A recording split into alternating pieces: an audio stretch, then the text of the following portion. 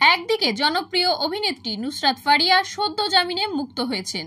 এর মাঝেই জানা যাচ্ছে বাংলাদেশের সঙ্গীত শিল্পী মইনুল আহসান নোবেলের গ্রেপ্তারের খবর। অভিনেত্রী নুসরাতকে আওয়ামী লীগের সমর্থক বলে গ্রেপ্তার করলেও নোবেলকে গ্রেপ্তার করা হয়েছে সম্পূর্ণ পৃথক একটি মামলায়। জানা যাচ্ছে নারী নির্যাতন মামলায় সোমবার রাতে অর্থাৎ 19শে মে রাতে সঙ্গীত শিল্পী নোবেলকে গ্রেপ্তার করেছে বাংলাদেশের ডেমরা থানার পুলিশ। এক মহিলাকে 7 মাস বাড়িতে আটকে রেখে ধর্ষণের অভিযোগ রয়েছে নোবেলের বিরুদ্ধে। ডেমরা থানার ভারপ্রাপ্ত ওসি মাহমুদুর রহমান বাংলাদেশের সংবাদ মাধ্যমকে জানিয়েছেন, নোবেল এক মহিলাকে গত 7 মাস একটি বাড়িতে আটকে রেখে ধর্ষণ ও নির্যাতন করছিলেন।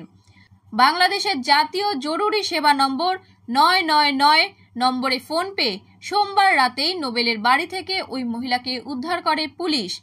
ওই দিনই গায়কের বিরুদ্ধে মামলা করে ওই মহিলা। তারপর নোবেলকেও গ্রেপ্তার করা হয়। বাংলাদেশের পুলিশ আরও জানিয়েছে যে গত নভেম্বরে ইডেন কলেজের এক ছাত্রীকে গুলশানে দেখা করতে বলে ডেকে পাঠায় নোবেল। তাকে বিয়ের প্রলোভন দেখানো হয়। পরে 7 মাস ডেমরার এক বাড়িতে আটকে রেখে ওই ছাত্রীকে নোবেল নির্যাতন ও ধর্ষণ করে বলে অভিযোগ।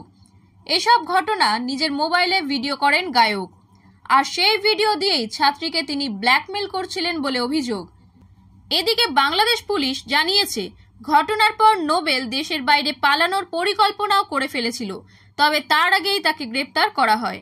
তার বিরুদ্ধে নারী নির্যাতন, ধর্ষণ, পর্নোগ্রাফি আইন সহ একাধিক ধারায় মামলা করা হয়েছে। প্রসঙ্গত, গত 8 মাস আগে নেশা মুক্তি কেন্দ্র থেকে ছাড়া পেয়েছিল মইনুল আহসান নোবেল।